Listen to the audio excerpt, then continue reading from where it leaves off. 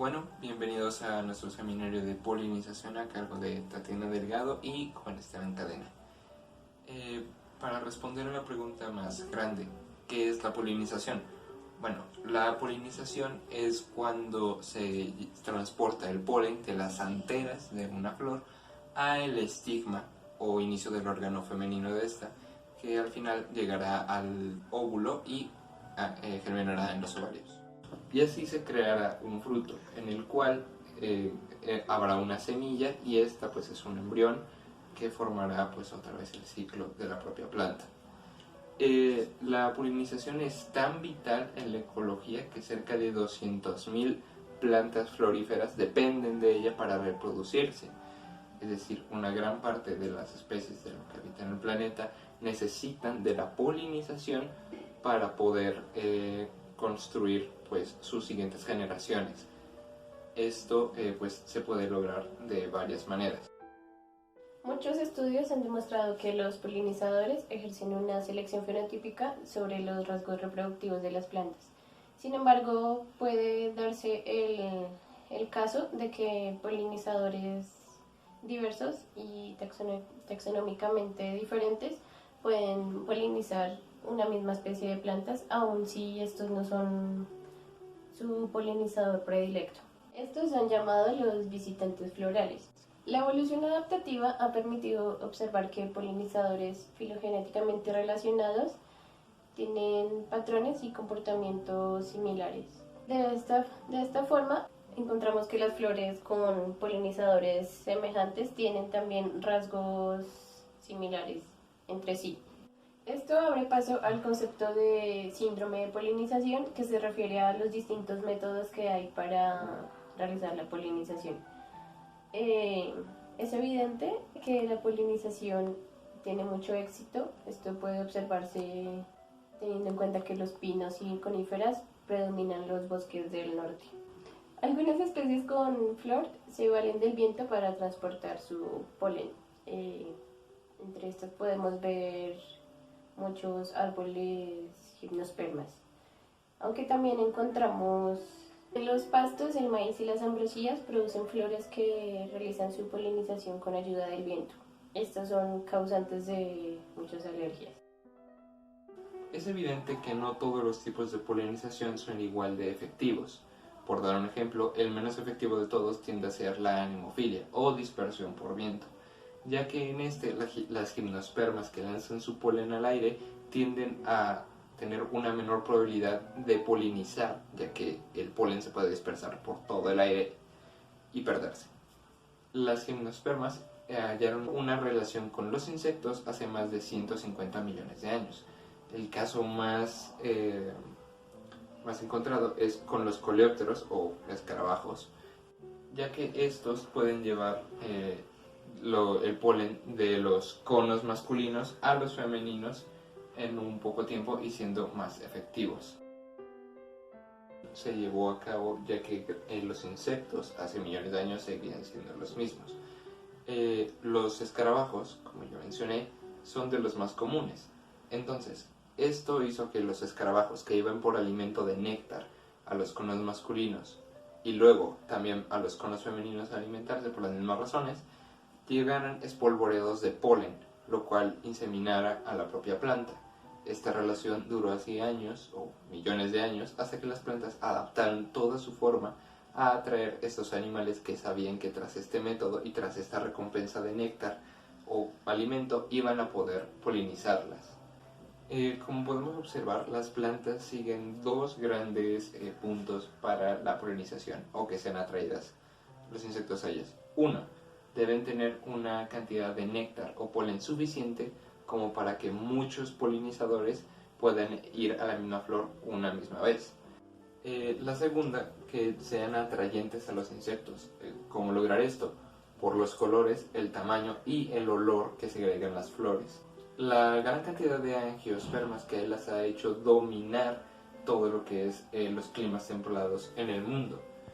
Sus mayores polinizadores son tanto insectos, en los cuales se dividen como lepidópteros, himenópteros, dípteros o coleópteros, hasta aves como colibríes o mamíferos pequeños como pueden ser roedores o hasta monos. Como ya sabemos, la polinización puede llegar a ser cruzada o directa.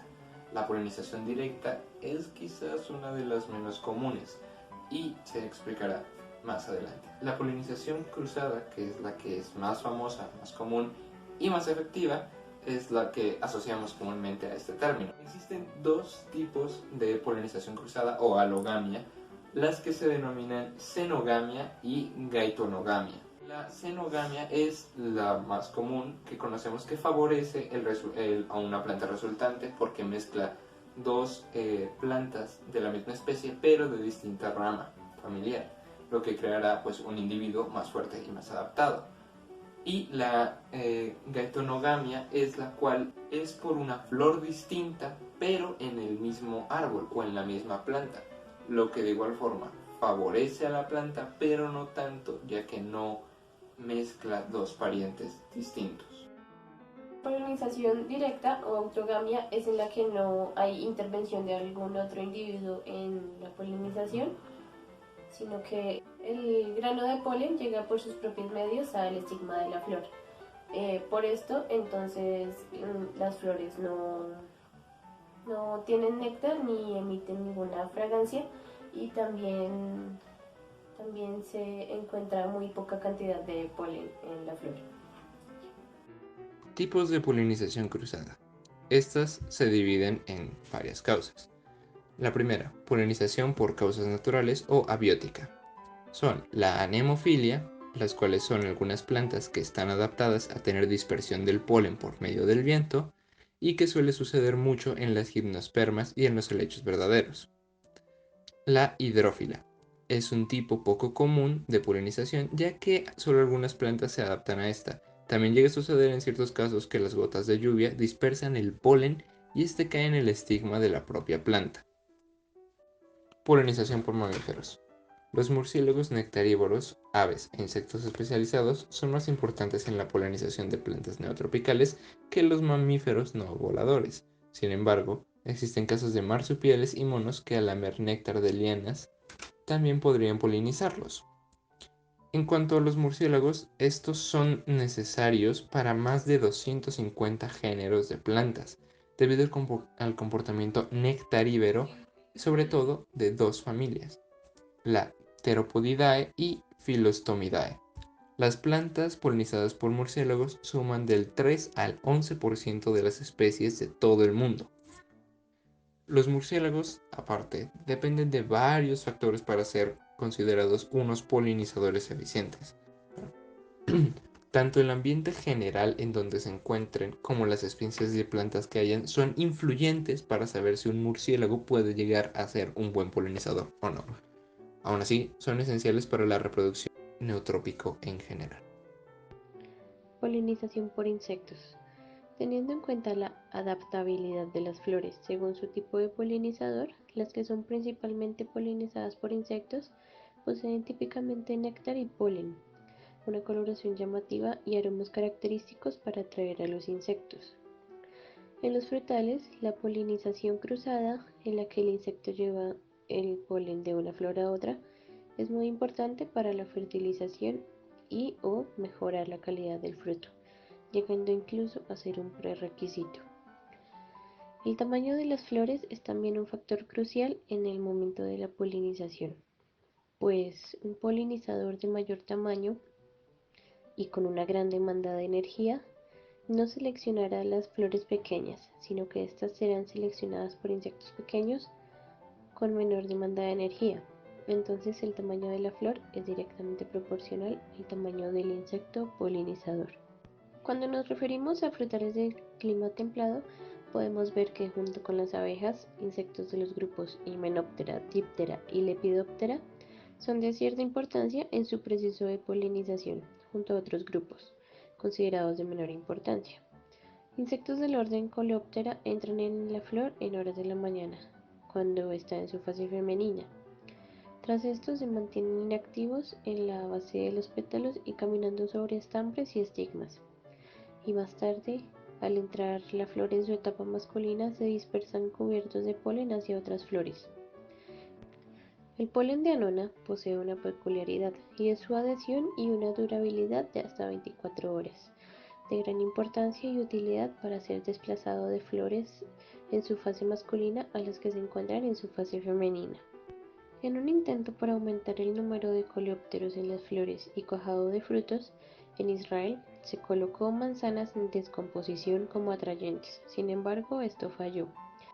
Polinización por lagartos. Aunque esté bien establecido que muchos insectos, aves y mamíferos sirven como importantes polinizadores y dispersores de semillas de plantas con flores, el papel de los lagartos en estos procesos ha sido tradicionalmente considerado como raro y menos importante. Sin embargo, trabajos muestran que su papel como agentes mutualistas ha sido subestimado y también revelan un patrón llamativo de que la polinización y dispersión de semillas por los lagartos es más común en las islas. Los lagartos de las islas alcanzan densidades muy altas, lo que hace una compensación de densidad en cuanto a los insectos y mamíferos en estas, y experimentan un menor riesgo de depredación que los de los continentes y, consecuentemente, pueden ampliar su dieta para incluir néctar, polen y fruta. Desde los principios del siglo XX se sabe que los lagartos son dispersores de semillas, mientras que las primeras observaciones de lagartos como polinizadores son más recientes. Los lagartos son generalmente ignorados como agentes mutualistas, es decir, que no se toman en cuenta en cuanto a labores de polinización e ecología del paisaje. En la literatura convencional, posiblemente porque la mayoría son considerados como carnívoros y solo el 1% de ellos son conocidos por ser verdaderamente herbívoros. Sin embargo, muchos lagartos tienen una dieta amplia que puede incluir pobres en fibra, como flores, frutas, néctar y hasta polen. De la literatura encontramos tres razones potenciales de por qué los lagartos isleños podrían incluir más recursos florales y frutas en su dieta en comparación con las especies continentales adyacentes. Las islas podrían tener 1. Un excedente de alimento floral y fruta para los lagartos. 2. Una escasez de alimento artrópodo, insectos y arañas para los lagartos. Y 3. Los lagartos más grandes preadaptados a una dieta herbívora, lo que hace en conjunto y en total que los lagartos, al menos en las islas, suelen ser los polinizadores principales. Polinización por aves. Usualmente las aves o robadores acceden a la recompensa floral sin realizar una polinización a cambio, por lo que se les ha considerado timadores o parásitos de las relaciones mutualistas entre planta y polinizador. Sin embargo, estas pueden contribuir en este proceso cuando su cuerpo entra en contacto con los órganos reproductivos de la flor, ya sea porque el polen se adhiere a las aves durante el robo gracias a la morfología floral o porque estas aves visitan flores legítimamente. En los Altos Andes, Rojas realizó un estudio de estrategias de extracción de néctar por pinchaflores y los efectos sobre la polinización en un sotobosque, generalmente denso y compuesto por vegetación herbácea y arbustiva de no más de 3 metros. Se obtiene que para robar el néctar, el ave sujeta la flor con el gancho maxilar cerca de la cámara de néctar y perfora la corola con su mandíbula para introducir la lengua y de esta forma extraer el néctar. Cuando las aves visitan legítimamente las flores, la forma de extraer el néctar es introducir la mandíbula y lengua a través de la apertura distal de la flor, al tiempo que se sostiene la corola con la maxila, evitando de esta forma perforar la flor. Las plantas que más frecuentemente son polinizadas por aves presentan características en sus flores asociadas a la polinización por colibríes: color rojo o rosado, corolas medianas a largas y abundante producción diurna de néctar de concentraciones bajas a medias.